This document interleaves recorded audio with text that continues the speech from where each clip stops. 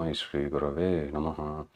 Sri Chaitanya Manobhishtam Stapitam Yena Bhutale Swayam Rupa Kadamayam Dadati Swapadantikam Vandeham Shri Guru Shri Utapatakamulam Shri Gurun Vaishnavamscha Shri Rupam Sagrajatam Sahagana Raghunathanvitam Tam Sajivam Sadvaitam Savadutam Parijana Sahitam Krishna Chaitanya Devam Shri Radha Krishna Padan Sahagana Lalita Shri Vishakanvitamscha He Krishna Karuna Sindhu Dinabandhu Jagatpate Gopesha Gopika Kanta Radha Kanta Namostute Tapta Kanchana Gaurangi Radhe Vrindavaneshwari Vrishabhanu Sute Devi Pranamami Hari Priye Vancha Kalpatarubhyascha Kripa Sindhubhya Evacha Patitanam Pavanebhyo Vaishnavebhyo Namo Namaha Jai Shri Krishna Chaitanya Prabhu Nityananda Shri Advaita Gadadhara Shiva Shadi Gaur Bhakta Vrinda Hare Krishna Krishna Krishna Hare Hare Hare Rama Rama Rama Hare Hare Mukam karoti vachalam pangum langayate girim yatkripatamaham vande Shri Gurun Dinatarinam Paramananda Madhavam Shri Chaitanya Ishwaram Hari Om Tat Sat Shri Radha Gopinath Bhagwan ki Jai Srimad Bhagavatam ki Jai Jagat Guru Srila Prabhupada ki Jai Samaveda Gaur Bhakta Vrinda ki Jai Jai Nitai Gaura Premanande Hari Hari Bo Hare Krishna. So let's start with the 8th chapter of the first canto of Srimad Bhagavatam, chapter titled Prayers by Queen Kunti. These prayers by Mother Kunti is so important that Srila Prabhupada published a separate book called Teachings of Queen Kunti. Before we get started with the prayers, let's see what happened after Ashwatthama was punished. And that's how the previous chapter had ended. Sutta Goswami continues to narrate. After Ashwatthama was punished, all the Pandavas, sages, along with Krishna, they headed towards Mother Ganga to offer water to all the departed souls. They also took purificatory bath in the waters of Mother Ganga, and then they come back. And because the whole situation was very traumatic, on one hand, Yudhishthira Maharaj was lamenting that it was just because of him so many millions of soldiers had been killed. He was crying inconsolably. And on the other, Pandavas were also bereaving the relatives, especially their own sons. So it's a very distressful condition. So the sages, they took turns to advise the Pandavas, and Krishna does as well, how not even one single living entity can go outside of the purview of the stringent kala or time. Time takes away everything. It takes away our wealth, beauty, fame. It takes away our anxieties as well in many instances. Time is a great healer in that sense. But as soon as we are born in this world, time starts to influence us. In fact, we enter into the field of time. And no matter how much we try to do it, try to come out of the control of time, we are always unsuccessful. You might have come across some sci-fi movies about how people do time travel, how people, they come out of the purview of time. They go to the 5th dimension. That's why it's known as sci-fi. It's wishful thinking, but nobody can escape the stringent grip of time. So it's just a fiction, how people would like to imagine, because everyone knows that the ultimate freedom is to come out of this control of time. Now, because it's not easily achievable, in fact, it's not at all achievable, so everyone likes to imagine how our life could be if if only we can control the time, or if only we can come out of the purview of time. But these verses, they emphasize that not even forget about humans, any living entities. You take the plants also go through the same 6 phases, 6 transformations which our human body goes through. There's birth, growth, then reproduction, maintenance, dwindling, and decay. Prabhupada explains about this in the 2nd chapter of Bhagavad Gita. So these transformations which our body goes through, this rule applies equally to all the 8.4 million species.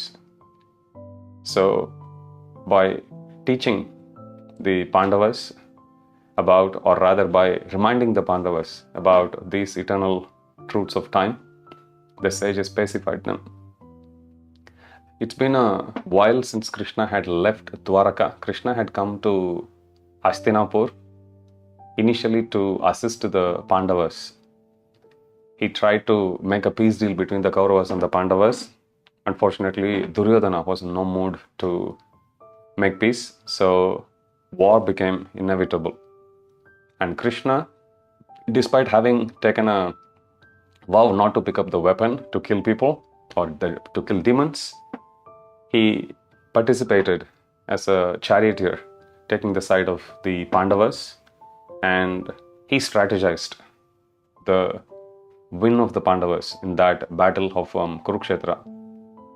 So it's been many months since he had left Dwaraka, and remembering about how the Dwarkavasis would be feeling pain of separation from him, he decided to depart for his kingdom.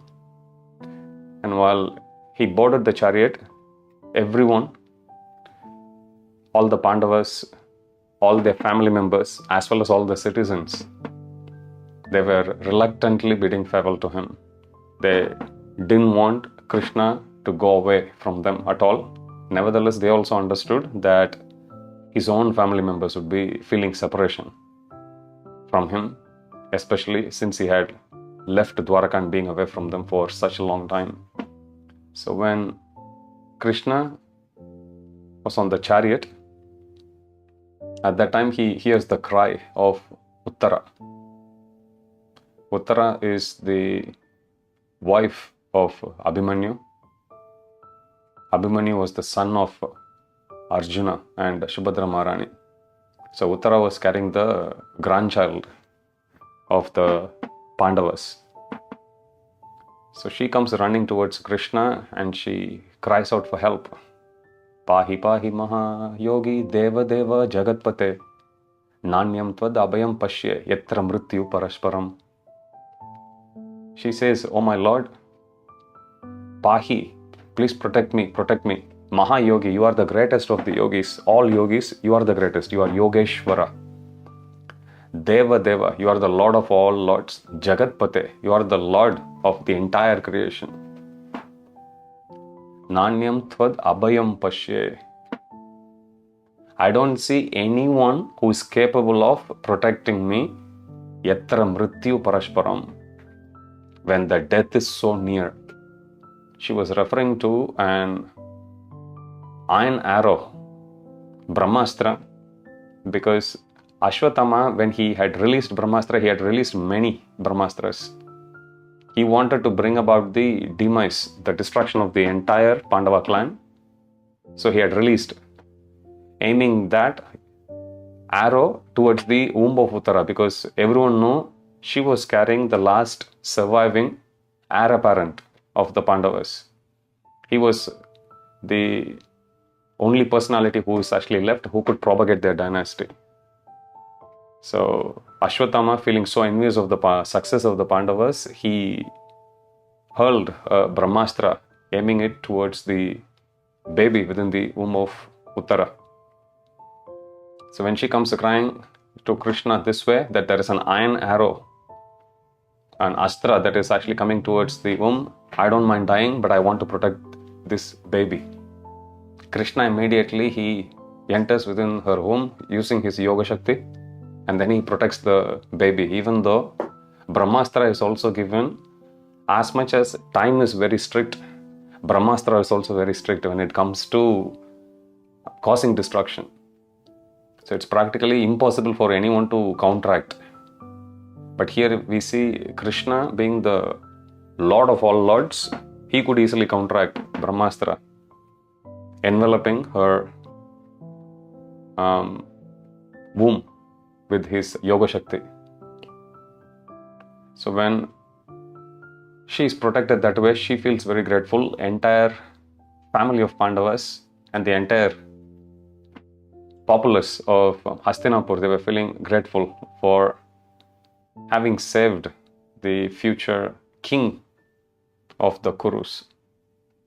They were feeling grateful to Krishna.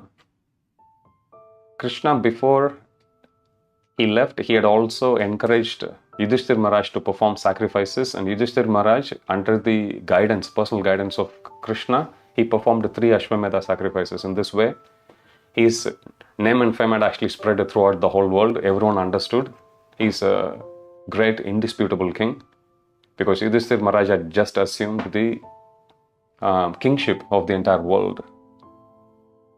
Now, after having saved the baby within the womb of Uttara, Krishna again gets on the chariot to leave. And it is at this juncture, Kunti Maharani approaches. Normally, when we talk about Pandavas, we talk about Arjuna, Yudhishthir especially, we talk about Bhima, King Pandu. Kunti Maharani, we usually don't hear much. Srila Prabhupada many times had mentioned, if you want to know me, you read my books, because I have given you everything in my books. If you want to know me, if you want to know the personality that I am, Prabhupada says, read my books. Simply by reading the purports of Srila Prabhupada through all these different shastras which Srila Prabhupada has mercifully given to all of us, we can understand the devotional mood of Srila Prabhupada. Whenever it is said we need to associate with great souls, we need to associate with the devotees, association doesn't mean physical proximity.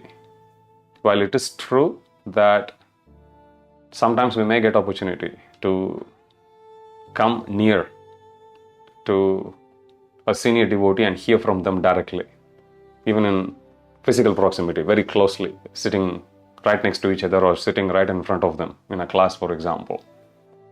But the real association means we need to associate with the devotional mood of the devotee.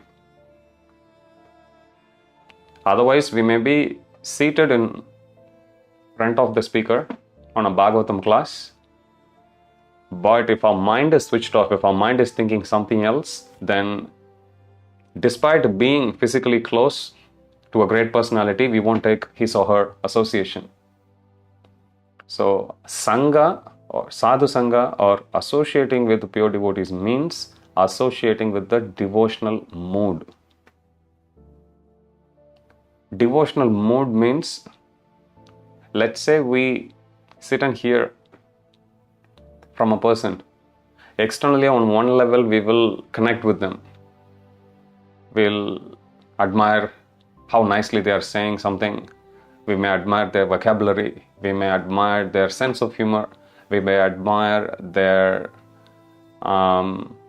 recitation of the verses from their memory, so on and so forth. But they are not fully expressing their devotional mood. Devotional mood means what is their source of inspiration? What is the mood with which they are reciting the verse? What is the mood with which they are glorifying Krishna? What is the mood with which they are approaching Krishna Bhakti? When we sit and hear from devotees, that's what we should be focusing, and that's what we should be associating with rather. And the more we associate with that devotional mood, more even intellectually it will start to make more sense. So this is how they are connecting with the devotees or connecting with Krishna. I should also do that. That's connecting with the mood. Prabhupada says in one place, cows they give milk. So she's our mother. So you don't kill your mother. That's an etiquette. Prabhupada says, normally we use the word etiquette in connection with humans only. But you look at the mood of Prabhupada. Prabhupada is using the word etiquette in connection with a cow. On what basis? It's not a sentimental etiquette. There is a sound logic and reasoning behind that etiquette. And that is, we are taking the milk of a cow. So cow is our mother. So you don't kill your mother. Prabhupada says that this is the etiquette. So Prabhupada very logically gives this argument why we should not actually kill cows, why we should worship cows, why we should protect the cows. So real association means associating with the devotional mood of the devotees. So normally when we talk about Pandavas, we talk about every personality. We talk about the brotherly bond. We talk about Mother Draupadi. We talk about the skill of Arjuna, the devotion of the Pandavas. Kunti Maharani's heart will be revealed. The exalted stature of Kunti Maharani will be revealed in these upcoming prayers. Through these prayers, she teaches us the mood. She offers such a unique prayer, especially one among all of them, which no one would even dare to even think about. How can somebody offer a prayer like that? Normally when we go in front of Shri Radha Gopinath, we offer prayers. We may ask Krishna to give us bhakti, give us job, give us money, give us some peace, give us some relief from anxiety, save us from some difficulties, give us some inspiration, so on and so forth. But Kunti Maharani asks something very, very unique. We'll see it today, shortly. Kunti Maharani approaches Krishna while he was seated on chariot, ready to depart for Dwaraka. Kunti Maharani is the aunt of Krishna. Krishna's father and mother were Vasudeva and Devaki. Kunti Maharani is sister of Vasudeva. So Krishna is related to her as her nephew.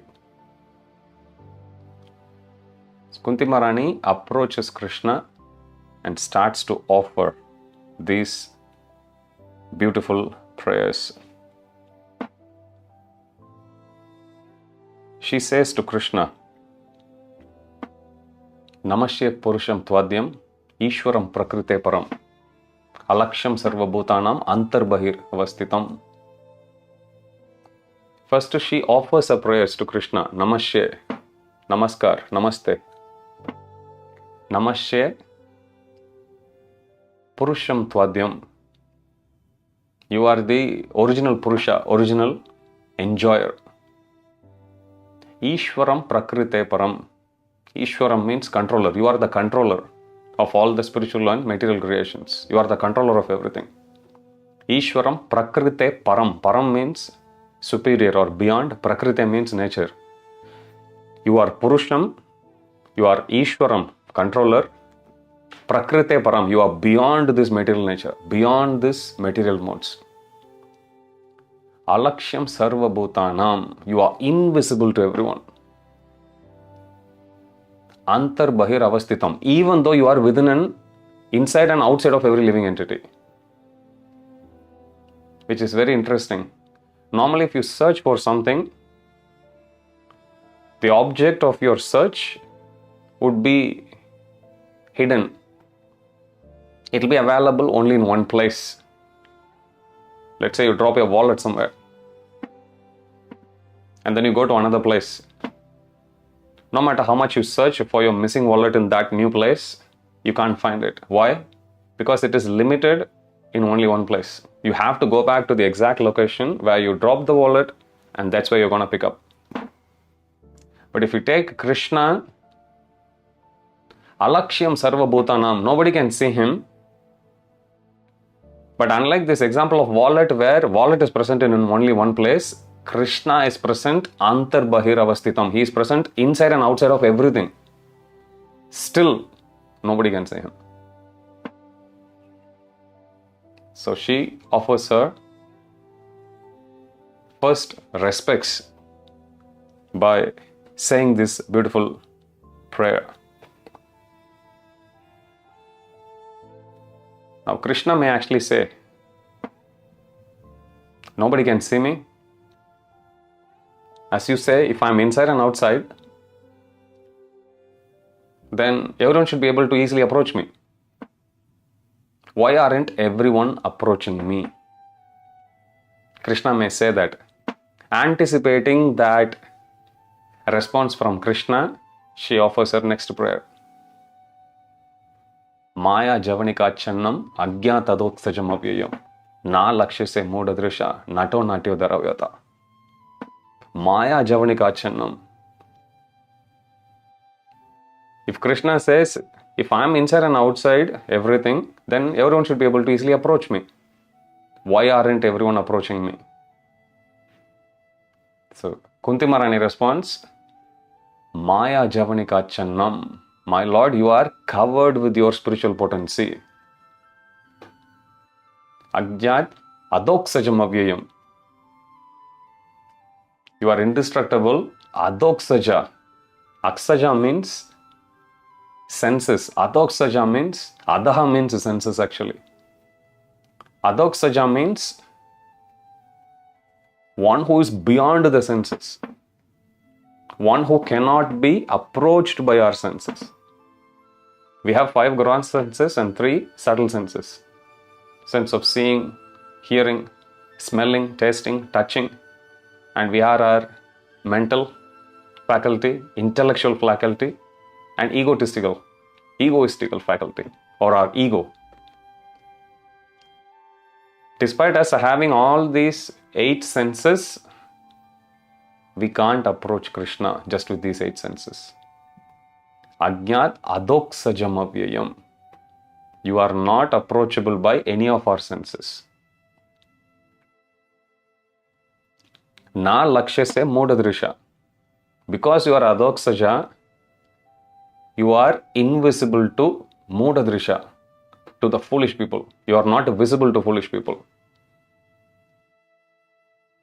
In order to explain how Krishna can be both inside and outside, he is right in front, but still invisible, she uses an analogy. Nato natyo dharavata. If an actor who acts in a drama comes fully dressed up with his costume that presents him as the character of the drama, when he comes on stage, nobody can recognize him. Kunti Maharani uses this example to say, my Lord, like that, just like how a drama actor, when in full costumes, becomes invisible. He's there, but nobody can recognize who that is. A couple of weeks ago, we had this drama of Shamakund and Radhakund performed by our Sunday school teachers. So when the teachers, they introduced different characters, the different teachers. When Lord Krishna came, nobody could recognize. And I was sitting and watching in our temple room. And devotees sitting nearby, who is Krishna? Who is Krishna? Everyone was asking. So it's difficult when somebody comes in their full costumes. So Kunti Maharani says, my dear Lord, just like how one cannot recognize the personality behind that drama actor or behind that character who the drama actor is representing us. Similarly, even though you are inside and outside, you are covered by your Yogamaya potency, so people can't see you.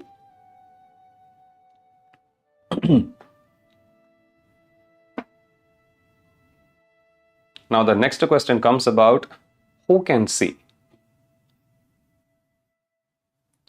Kunti Maharani takes a very humble mood. In fact, this is how Srila Prabhupada's book on teachings of Queen Kunti starts with this particular verse. She first says, Namashya Purusham Tvadyam, even though you are inside and outside, Alaksham Sarva Bhutanam, nobody can see you.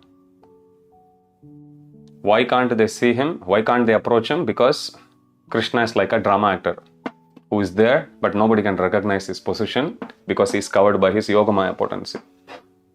Now Kunti Maharani is taking a humble stance. Tata Paramahamsanam Muninam Amalatmanam Bhakti Yoga Vijanartam Katam Pashe Mahistriya. She says, my Lord, you came down to show favor to elevated personalities.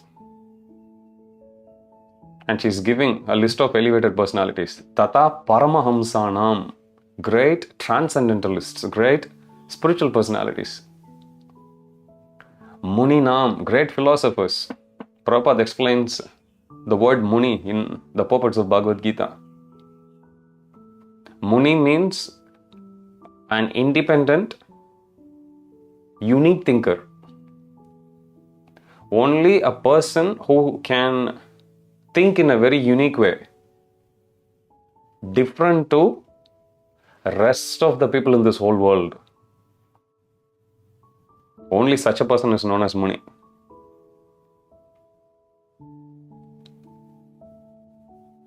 And there can be multiple Munis, but each Muni should have his or her own way of thinking. That's how we have Narada Muni, Parvata Muni, Sumanta Muni, so on and so forth. So Munis means great philosophers. Tata Paramahamsanam, Krishna has come for great transcendentalists. Muninam, great philosophers. Amalatmanam, those who are pure souls, liberated souls. Tata Paramahamsanam, Muninam, Amalatmanam. Bhakti Yoga Vijanartam. He comes down, approaches these people to simply show them favor of disseminating the knowledge of Bhakti Yoga. Bhakti Yoga Vijanartam. Krishna has come down to teach Bhakti Yoga to all of these great personalities. Katam Pashe Mahistriya. After all, I am just a simple woman. What do I know about you? Now, this is a great quality. Prabhupada, when he explains about this particular verse, he says, actually, Kunti Maharani is, her position is greater than all these three personalities. She is greater than Paramahamsas. She is greater than Munis. She is greater than Amalatmana. She is the aunt of the Supreme Lord. She is a pure devotee of the Supreme Lord. Her 5 sons, they are very close to the Supreme Lord. So much so, Krishna personally protected them. We'll see that shortly. How much Krishna favored them. But despite being in that exalted position, a pure devotee is very expert in going to their vantage point where they can remain humble. Now, this is exactly opposite to the materialistic tendency, which we all have. If there is a great personality, and let's say that great personality happens to be our friend's friend, we go around boasting, saying, I know that great personality. He is actually very close to, or she is very close to my friend. Somehow we try to put ourselves that we are also elevated, and we also want to get a share of that elevated stature of some great personalities. This is our materialistic tendency. Somehow or other, We want to connect with somebody who is rich, who is influential, who is in celebrity status. Now, if you observe and analyze Kunti Maharani's mood here, she is doing the exact opposite. She could have claimed herself, "My lord, by the way, I am your aunt. My lord, by the way, you are my nephew. By the way, you remember, all my sons are your devotees. And you should show a special favor because we are your relatives." She has every right to go and ask the Lord, and the Lord would also reciprocate, if that's what she wants. But she gives up everything. She forgets her position. She forgets her position as Krishna's aunt, forgets her position as the mother of the Pandavas, forgets her position as the sister of Krishna's own father. She's not claiming special privilege or status based on all of these exalted positions. Instead, she chooses among all these different potential stands she can actually take, she chooses one where she can put herself in a very, very humble position. And this is one very exalted quality of devotees. And you can see the same trait even among many associates of Lord Chaitanya Mahaprabhu. Haridas Thakur, he is Namacharya. For holy name, he is the authority. He is the authority. Despite being worshipped by none other than Supreme Lord himself, when Haridas Thakur departs, when he dies, Chaitanya Mahaprabhu personally carries his body, personally arranges for his final rites, personally then goes around begging for some donations in that marketplace so he can cook a feast and offer in his name. This is his exalted position. But he chooses a very humble stance. He finds what is the position where I can be humble, because that's what he genuinely feels. Oh, I'm not even a Hindu. So he goes, because in Jagannath Puri, they don't let people in if you're not a Hindu. Even in those days, 500 years ago. So he says, "Oh, I come from a Muslim background, so I can't go." So he never entered. He won't even go anywhere closer. He chooses that humble position. Same mood you can see being exhibited by Rupa Goswami and Sanatana Goswami. They are Saraswat Brahmanas, but they worked under Hussain Shah. And they took a different name, Dabir Khas and Shakar Malik. Later on, Chaitanya Mahaprabhu initiates them, both of them.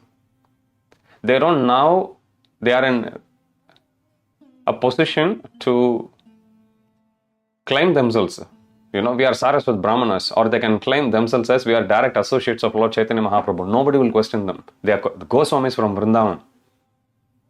Still, they won't even come through the normal route. Instead, they go a roundabout way so that they don't need to see the Brahmanas, because they felt if Brahmanas see us, they will be contaminated and the service of Jagannath will get affected. So they would go around taking the longer route. And we can see the exact same trait. Prabhupada, when he writes about Dhruva Maharaj, when Dhruva Maharaj was going to the spiritual kingdom, he was on board on a Vaikuntha plane. At that time, he remembers his dear mother, Suniti. It was Suniti who had first inspired Dhruva Maharaj to go to the forest and search for Vishnu. Now, Dhruva Maharaj, after many thousands of years, he had succeeded in his life. Now he is on his way to spiritual kingdom. At that time, he suddenly thinks, where is my mother? It is because of her that I am in this position. When he thinks like that, the Vishnu Dutas, Simply by looking at him, they could understand what's going on in his mind, and they point at another Vaikuntha plane, which is flying nearby, in which Suniti was carried. And then when Dhruva Maharaj looks at her, he feels happy. Prabhupada in the purport, when he explains about this particular incident, Prabhupada says, so here we can see Dhruva Maharaj as a disciple, he got liberated, and because of Dhruva Maharaj getting liberated, his Vartama Pratakshaka Guru, or the Guru who showed him the path, which is Suniti, she is also liberated and she is going. And Prabhupada writes humbly in the purports that, similarly, I have many thousands of disciples. If even one of them go to Vaikuntha, I can also go. So Prabhupada is also in that mood of looking for a vantage point where he can just be his natural self, which is just to be humble. So we need to learn from this trait of pure devotees how they are not staking their claim to stardom. Instead, they are doing the exact opposite, which is find a way somehow or other where we can remain humble. But that's where they genuinely feel at least we should artificially try to be there in that mode of humility. Tata Paramahamsanam Muninam Amalatmanam Bhakti Yoga Vijanartam Katam Pashyama Histriya. My Lord, I am neither Paramahamsa, not Muni, nor Amalatmanam either. I am just a woman.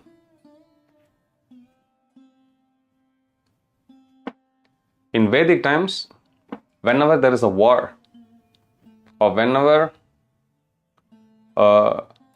justice, or whenever the etiquette is followed, superiors are respected all the time. Prabhupada writes about this in the first chapter of Bhagavad Gita. And a senior or an exalted devotee, even if they do some mistake, if a superior does mistake, one should not make a big issue out of it, and one should learn to forgive them. So in Vedic times, whenever there is a war, there are few personalities who should never be attacked. Women, children, brahmanas, elderly people, cows. Nobody should disturb them.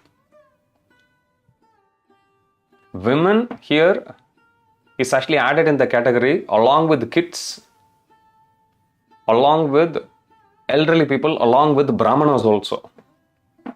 Normally when we take only a skewed approach to understand, does that mean women are less intelligent? Without looking at the whole picture, it can be bewildering. And it has bewildered many people. So anything we see, we have to look at it from the whole context. So in this category of people, we have brahmanas, we have elderly people, we have children, and we have women, cows. Now let's see the connection how women can be put in the same category as kids. Kids are innocent. Kids are very simple. Kids can easily be exploited. Women are simple. Women are motherly. People can easily exploit that soft nature of women. Now let's see how women can be categorized along with the elderly people. Elderly people means physically they are less powerful compared to the warriors who would actually come to attack. Women is also in the same position. Prabhupada says that women has a different function, men has a different function. What women can do, men can't do. What men can do, women can't do. So Prabhupada says there is no question of artificially saying both are equal. Both has a different function to perform. Just like we have Brahmana, Kshatriya, Vaishya and Shudra. Like that, men, they have certain functions, Prabhupada explains. Likewise, women also. So, warriors are there in Vedic times. When they come with their sheer physical power, a woman is no match. But women can beget a child, warriors can't. Warriors are dependent on women to propagate their dynasty. They are dependent on women to run the household affairs. So everyone has a role to perform here. So women are also put in the same category of elderly people for the same reason. Women are put in the same category as Brahmanas also. Brahmanas are intellectuals. Brahmanas are supposed to be protected. Brahmanas are supposed to be forgiven even if they do mistake. Same as for women also. Brahmanas are holy, women is holy. Brahmanas are intellectuals, women are also intellectuals.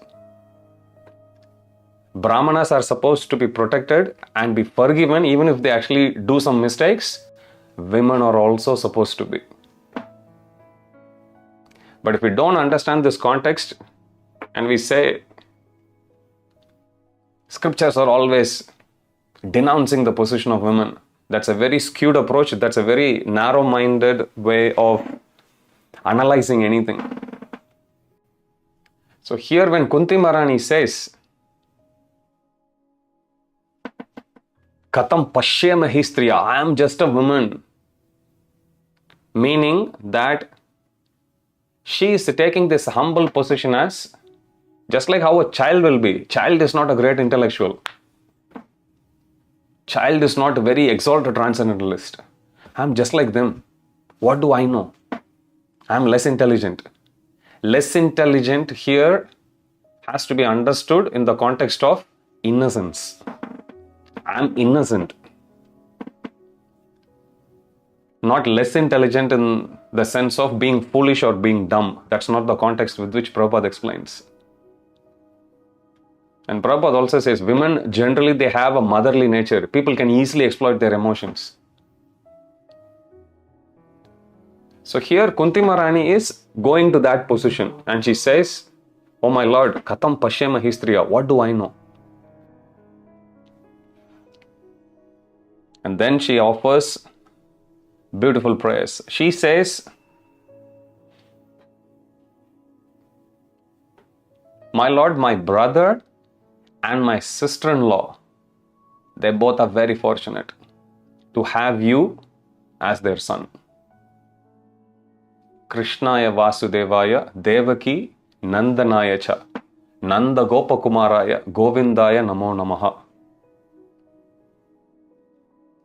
Oh my dear Lord Krishna, Vasudevaya, my respects to you, oh dear Krishna, one who is born as son of Krishnaya Vasudevaya Devaki Nandanaya Cha. One who is born as the son of Vasudev and Devaki. One who is born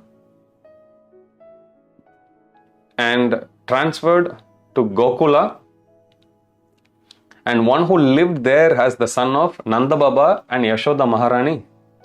One who's the delight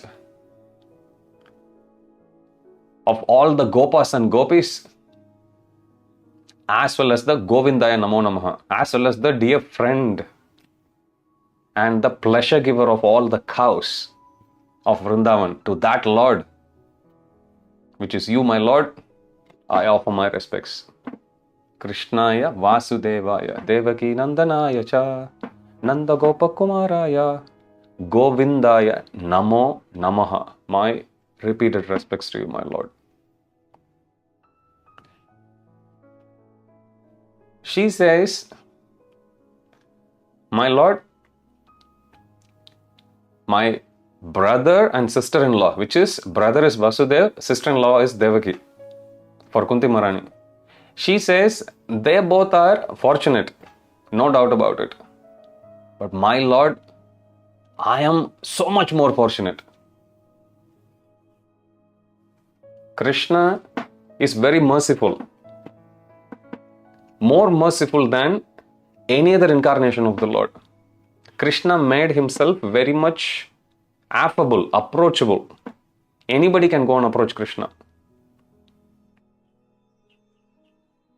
If you take Lord Ram is Maryada Purushottam. From the time he was born till the time he wound up his pastime, he was always a king's son.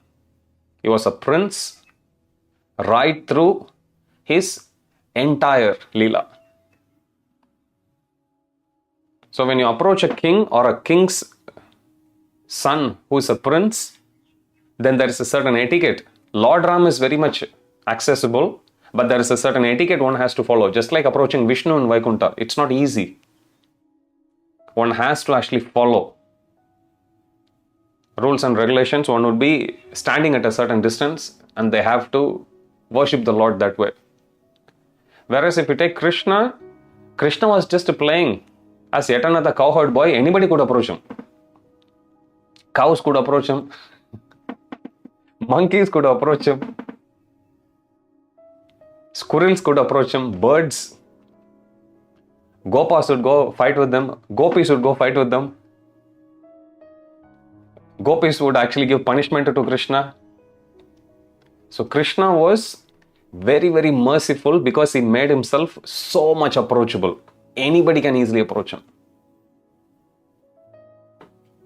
Now the reason why Kunti Maharani says that my Lord, my brother and sister-in-law, they are very fortunate, but I am more fortunate.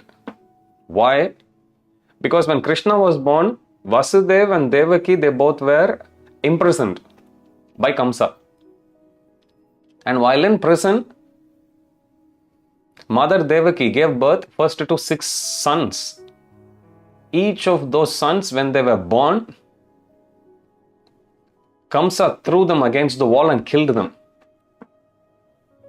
And then after 6 sons, the 7th son was Balaram. But then Yogamaya transfers baby Balaram from within the womb of Devaki to Mother Rohini, who was in Vrindavan. And then 8th son was Krishna. When Krishna was born, Vasudeva carries baby Krishna there to Vrindavan. After about 12 years since the birth of Krishna, Krishna then comes, fights with Kamsa, and then liberates his parents from the prison. Kunti Maharani says, my Lord, you have saved Vasudeva and Devaki only once from the demoniac Kamsa. But you have saved me and all my sons again and again and again and again. Second reason she says is, my Lord, even before you are born, your 6 brothers were killed. You didn't save them. But my 5 sons, as well as my daughter-in-law Draupadi, you have saved them again and again and again and again. In fact, you didn't allow them to die. So based on both these reasons, Kunti Maharani says, I'm more fortunate than even my brother, which is your father, and my sister-in-law, which is your mother. Because you saved them only once, you saved me multiple times. You didn't save their 6 sons, but you have saved my 5 sons again and again. So after saying how fortunate she is, she then lists the different ways, different calamities, different situations which she faced in her life and how Krishna protected her sons as well as her repeatedly over and over again. She says, Vishan Mahagne. When Bhima was young, he was attempted to be killed by Duryodhan, Dushashan and all the other boys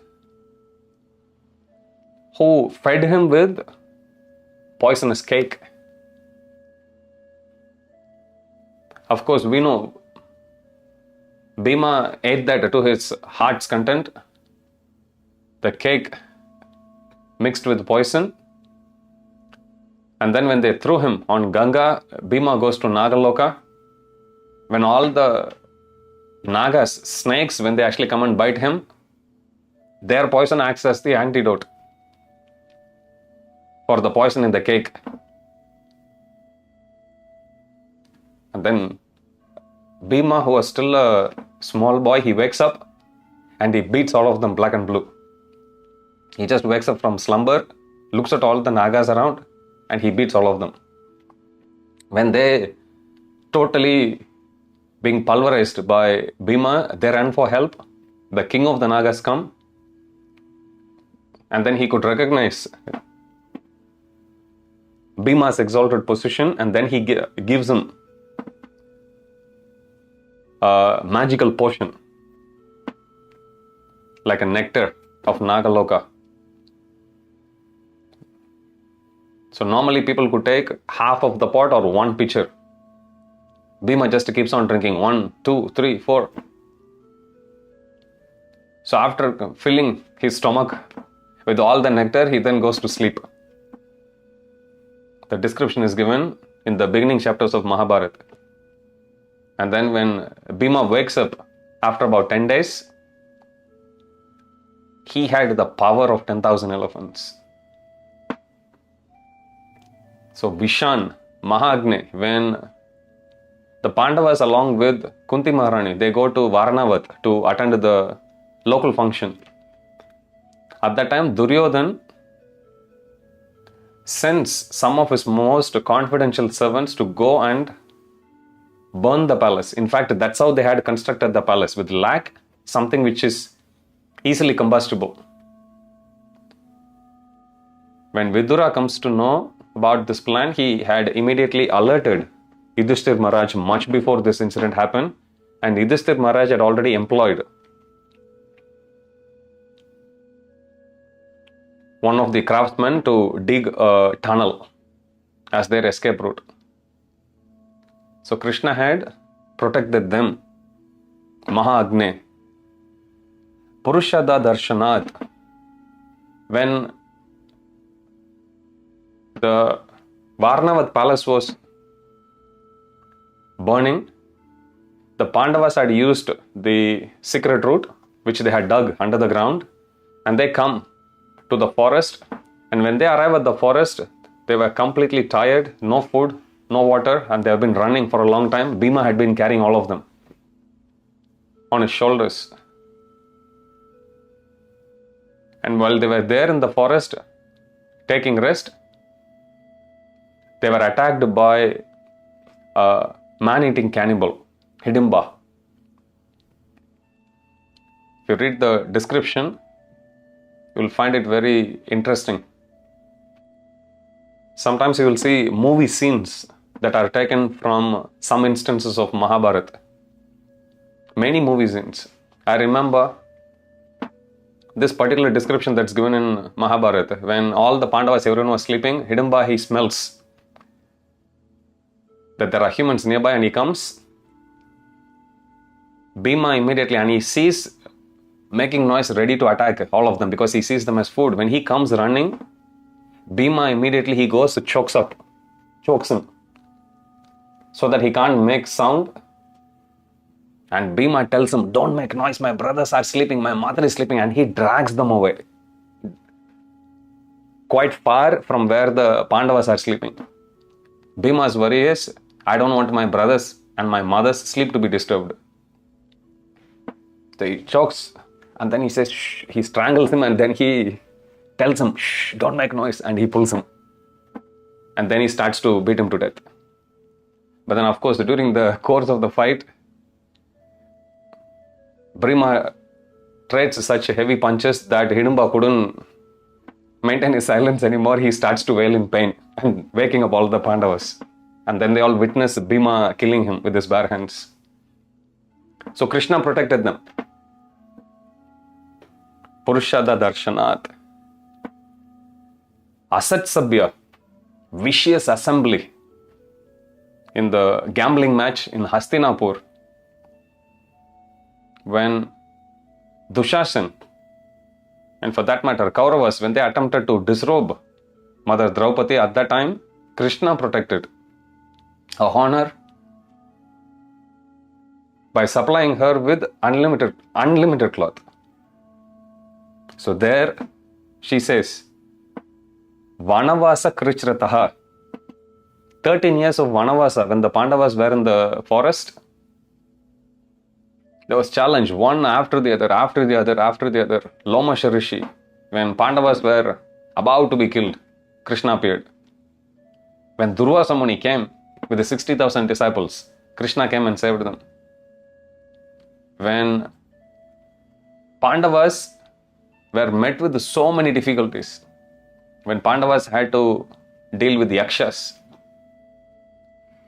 Krishna came to protect them. So many instances, Krishna gives them advice. He advises Arjuna to go to higher realms of Himalayas to do tapasya and to acquire divyastras. Krishna advises Arjuna that he should go to the heavenly kingdom and make friends with Indra and gain all his weapons as well. Arjuna just followed whatever instructions Krishna had given. Asat Sabya Vanavasa Krichrataha, Mride. Again and again, not just one time Krishna saved them, but Krishna saved them so many times. Aneka Maharathastrataho. Then in the famous Kurukshetra war, when Arjuna and for that matter Pandavas were pitted against all these great Maharathas, many of them could wield celestial weapons like Dronacharya. He was causing so much havoc that the rishis from the heavenly kingdom, along with the demigods, they had to come and admonish him, telling him, you are using the celestial weapons against lesser qualified demigods or human beings, and it is not supposed to be used. These divyastras are supposed to be used only in the war with Rakshasas or Devatas. You can't use it against Naras. So they chastise him and tell him, abstain from using it. You are misusing it. So Krishna saved the Pandavas in this Kurukshetra also. Kauravas had 11 Akshauhini soldiers. Pandavas had only 7 Akshauhini soldiers. So on head count, if you see, Kauravas were 1.5 times more than the number of warriors on Pandava's side. Still, Pandavas came out victorious. And she says, Drauni Astrataha. From there, all the way till Drauni Astrata, which is, Drauni here refers to, Drauni means son of Dronacharya, which is Ashwatthama. And just prior to her offering these prayers, Krishna had saved Parikshit Maharaj, who was within the womb of Uttara, from Drauni Astra, even from the Astra of Ashwatthama. So she says, my lord, from the time when Bhima took the poisonous cake till now, you have saved us innumerable times, not just once, Mridev, again and again. So, oh my lord, I am more fortunate than my own brother and sister-in-law. I am more fortunate than even your own mother and father. Repeatedly, Krishna had protected her. So in this way, she continues her beautiful prayers. We'll continue discussing this next week. We'll stop here. If you have any questions, you can ask. Let me have a look.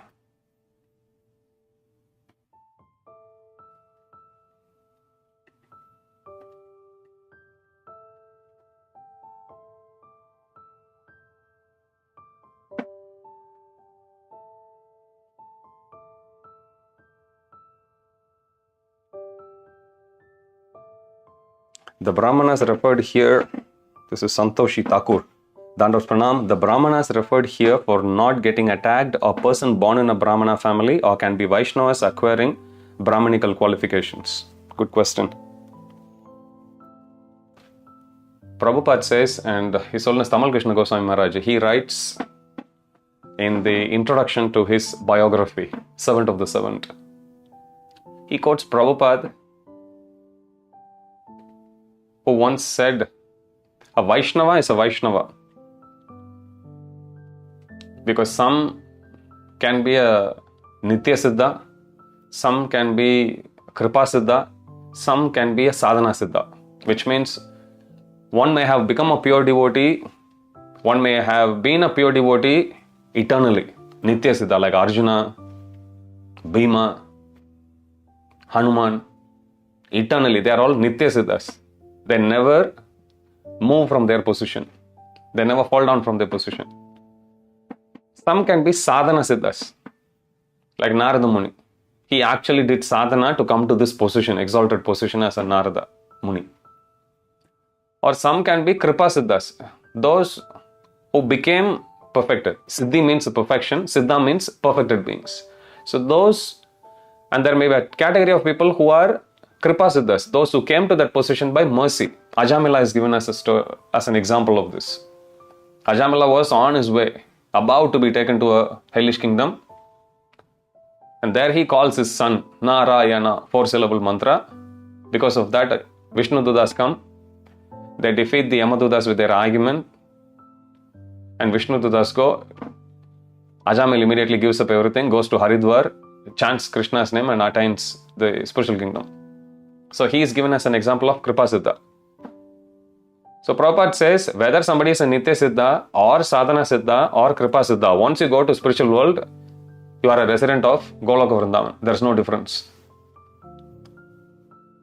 So whether somebody is born in a Brahmana family and acquired that qualities, just to being born in a Brahmana family alone is not a great qualification. Prabhupada would often quote this verse from the scriptures. Janmana jayate shudra samskarat bhaved vija veda patat bhaved vipra brahma janatiti brahmana. Janmana jayate shudra. By birth, everyone is a shudra. Samskarat bhaved vija. When Dasavidha samskars are actually performed, from Garbhodana samskara to Namakarana, Vidyaramba, Jata karma, everything. All the way till from womb to tomb, Antyeshti Kriya. So there are like 10 different samskars. One is actually performed with, by doing these samskars properly, one is known as Dvija. One is twice born, which means biologically there is a birth, but then there is a spiritual rebirth also, Upanayana, when it's done, or when Diksha is actually received. Samskarat bhaved vija. Janmana jayate shudra, samskarat bhaved vija. By samskaras, one is known as twice born. Veda patat bhaved vipra. When one becomes a master in all the Vedas, then one is known as Vipra. Brahma janatiti brahmana. Only when one comes to the position of realizing and acting on that platform that I am not this body but I am spirit soul, only then one is known as Brahmana. Brahmanas means one who does Satkarma Nipuna Vipra. 6 different types of activities only Brahmanas do. Patan, Yajan, Yajan, Dana, Pratigraha. Prabhupada, he explains beautifully in Bhagavad Gita when Krishna explains about the different duties of Brahmanas. Shamo Dama Tapas Saucham Shanti Rarjavam Evacha Jnanam Vijnanam Astikyam Brahma Karma Swabhavajam. So you identify a Brahmana based on the activities they do as well as the qualities which they exude. Activities has to be Patan, Yajan, Yajan, Dana, Pratigraha. They should study scriptures, teach scriptures. Yajan, Yajan, they should do fire sacrifice. They should teach others how to do fire sacrifice. Dana, Pratigraha. They can accept charity and give also in charity. These are the 6 activities a Brahmana is supposed to be engaged in. So this is their karma or activities. Then we should also see the guna. Shama, Dama, Tapa, Saucham. They should be very peaceful. They should be very tolerant. They should be very austere. They should be very clean. They should be free from any kind of duplicitous nature. They should be very humble. they should be knowledgeable, and they should be wise. So these are the qualities that are given in Bhagavad Gita also. This is about their guna. So only when their guna and karma are in alignment with what is actually given in the Shastras can one be known as a Brahmana. Now, whether one is born in a Brahmana family and come to this position, or whether one is born outside of a Brahmana family, but by their training and their activities and qualities, they also come to this position, they are treated the same. So when we say Brahmanas, it means anyone but who ticks all the boxes of these two conditions. Their guna and karma has to be in accordance with the Shastric injunctions. Okay, Naira, why at the first place the Ashwatthama go to kill the 5 Pandavas? Good question. So Kauravas and Pandavas, Kauravas are 100 in number, Pandavas were 5 in numbers. So even though the war was only between Pandavas and Kauravas, this is the original First World War. The rest of the kingdoms in the whole world, they chose sides. So Kauravas amassed a huge army. That way, Pandavas also amassed a huge army. Ashwatthama and his father Dronacharya, they chose Kaurava's side. So now Ashwatthama feels it is his duty, because he is fighting for the Kaurava's side, so to somehow or other defeat Pandavas. So he tried that during the war, but because Krishna always came to the aid of the Pandavas, nobody could harm the Pandavas. And finally, the Pandavas, they came out victorious. They had already killed all the army generals, one after the other. They killed everyone. Bhishmadev, Dronacharya, Karna, all great stalwarts. They have killed. So finally the war was over. Finally Bhima killed Duryodhana as well. Or he put him almost on deathbed by breaking his thigh. Duryodhana has become immobilized. He was about to die.